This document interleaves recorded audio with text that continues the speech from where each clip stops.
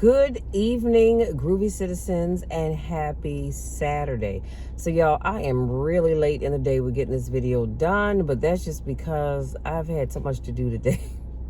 So as always, I've had a busy day, but it's been a productive day. Earlier today, my sister-in-law and I, we went and got fitted for our dresses for my sister's wedding in December. And y'all, let me just tell you, for my dress, it seems like the lady who I'm going to tell you her information. So if you live here in the DMV area, you need to go see. I think you pronounce it, it's spelled Truc. So I don't know if it's True or Truck or whatever, Dressmaker LLC.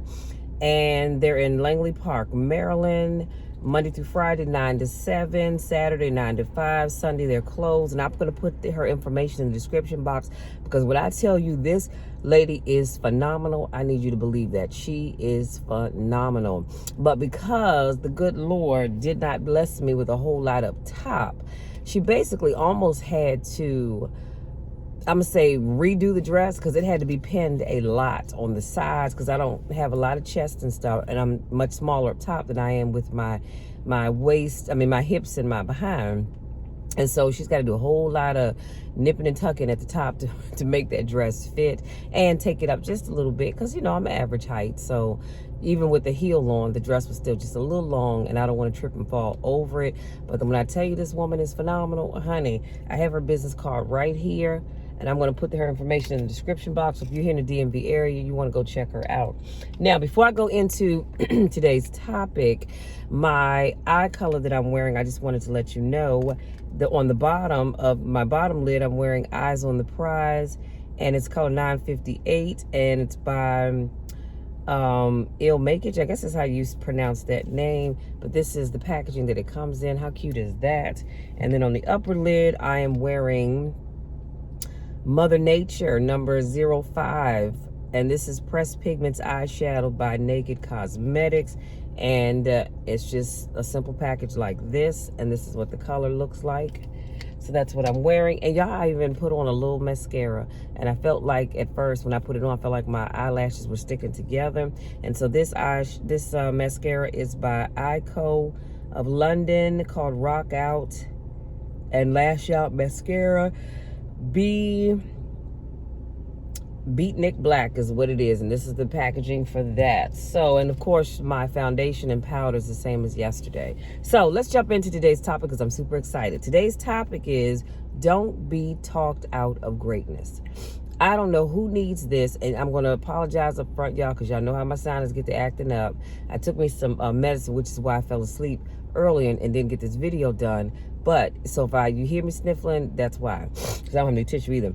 But don't be talked out of greatness. And so the quote that I'm sharing with you today is by Tyrese Gibson. And he simply says, your friends, family, and loved ones will be the first ones to try and talk you out of greatness. Did y'all hear what I just said? You notice how it's not the average Joe on the street or the average Judy on the street. It's your friends and your family and your loved ones that will try to talk you out of greatness first.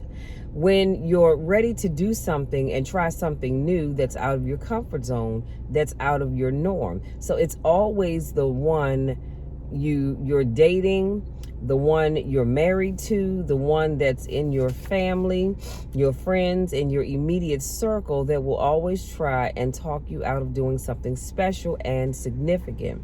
He says, walk into bold and uncomfortable doors without having fear and rejection, without having fear of the word no. Do you know how many people have had visions, ideas, and huge career moves that they were about to make, and they allowed the word no to stop them from changing the landscape of their life and their families' lives? Don't be afraid to walk into the unfamiliar. Don't be afraid to do what's deep inside of you to do. Boldly walk into the room with your head held up high, and if they don't get it, laugh about it. Don't disown your ideas because they're disowning you, because they're disowning your ideas. And that's powerful. So what he's saying is, just because other people disown your ideas and they don't believe in them, don't you not believe and disown the idea because somebody else doesn't believe in it. Remember what I told you guys before: when you have a goal, a dream, or an idea, and somebody else does not believe in it, it's all right, because God didn't give it to them, he gave it to you. So you need to act on it, not throw it out the window just because somebody else doesn't believe in it. Don't lose confidence in your ideas because they don't have confidence in your ideas. Keep the faith. We talked about faith the other day, especially if your visions and ideas were God sent.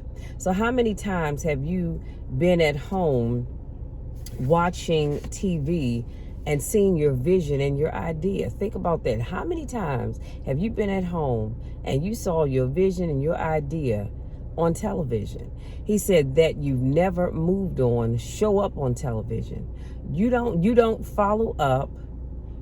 So what he's saying is that you don't follow up and you're afraid of the word no. Well, guess what? God sent that idea to somebody else. Come on now. That'll preach all by itself. So guess what? Somebody else did. God gave that vision and that dream to you. You didn't move on it, so he gave it to somebody else, and somebody else moved on it. So from this point on, he says, I will be obedient to my God-sent vision. And that's what you need to tell yourself from this point on, that when God gives me a vision, I'm going for it. I'm not worrying about what my neighbors are going to think, what my family's going to think, my spouse, my children, my church. Don't worry about any of that. If God sent you that vision, then you need to move on it. Any means necessary, I will be obedient to my God-sent vision, period. You got gifts, you got talents, you got capabilities, you've got inventions, you've got phone apps. You've got all of these things that you need to unleash on the world. You don't have money. You may not have the financial resources, but don't allow your visions and ideas to be stifled because of what's in your bank account or not. And too often we do. Too often we say, well, I want to do ABC or XYZ, but I don't have the money in my bank account. So for right now, I'm just going to chuck it. And I do understand why we think that way. However, and because you may not have the money for it, but I would dare you to go out there and do what you have to do to get the money. If you need to have a fundraiser, you do that. If you need to reach out to family and friends to ask them to support your vision. I see people putting their cash apps on social media all the time and asking people to support whatever it is that they're trying to do. If you have to do that, do that. If you can and you know how to, or you have somebody that can do it for you, write up a grant. There's grant money, plenty of grant money out here that you might be able to get to fund your idea. But don't just sit back and not do anything because you don't have money in the bank. Now, I want to go back and touch on something else that he said. And he said it twice, if I'm not mistaken, but we oftentimes will not act on things because we are afraid of that word.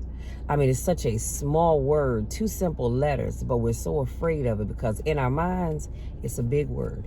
And that is the word no. And that's why many people do not go after what they want, because they're afraid of the word no. Well, let me just tell you this.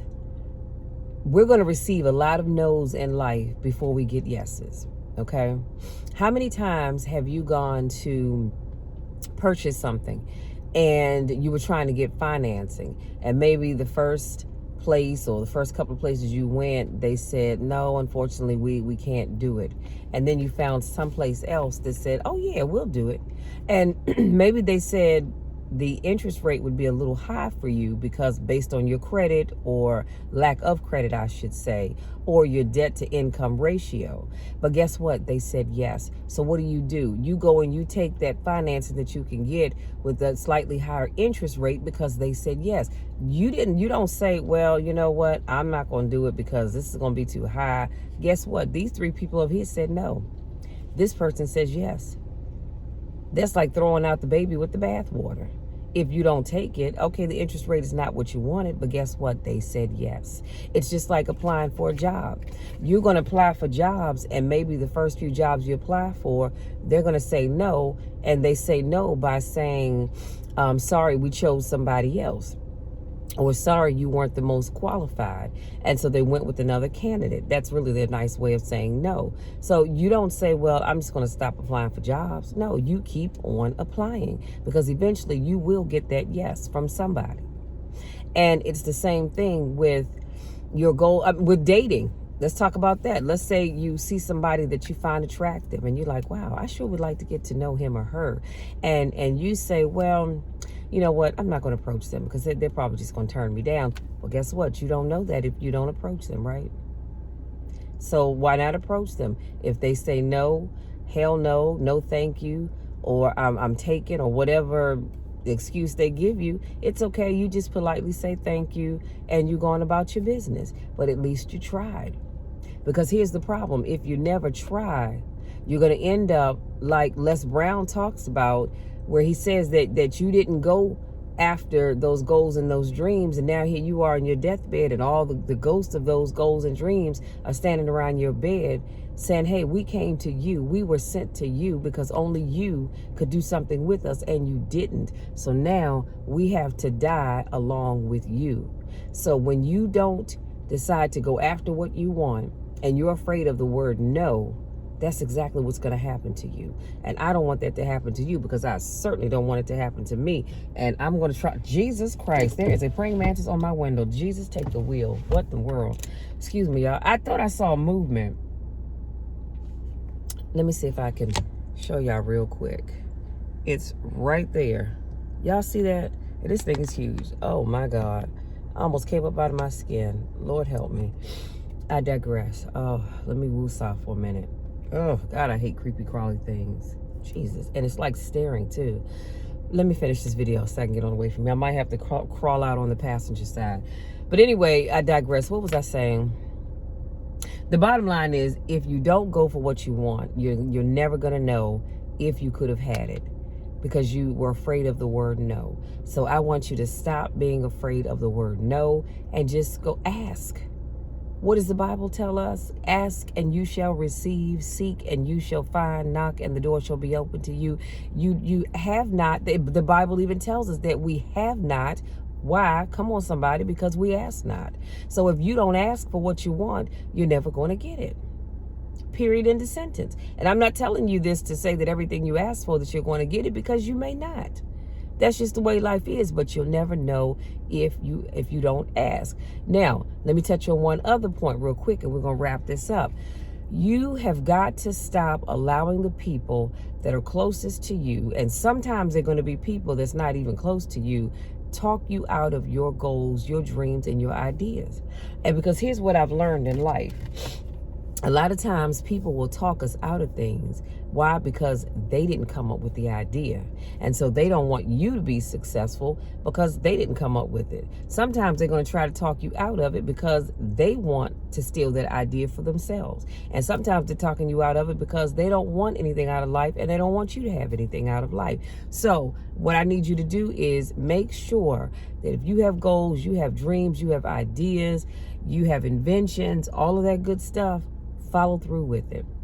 Follow through with it. And you know what? This is what we're going to do. We're not even going to tell them.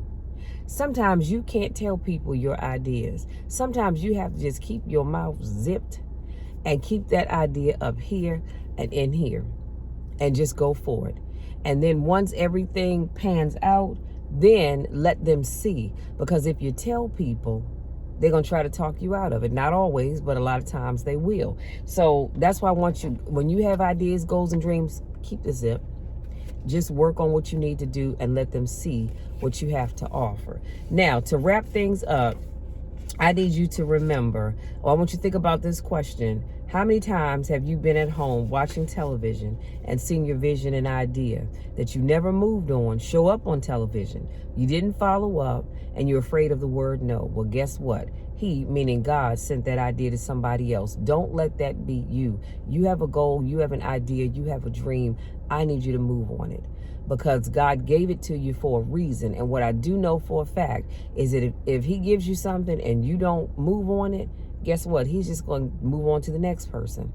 And if they don't move on it, he's going to move on to the next person until he gets a taker that's going to move on it. So that's why I want you to move on it, because he gave it to you first.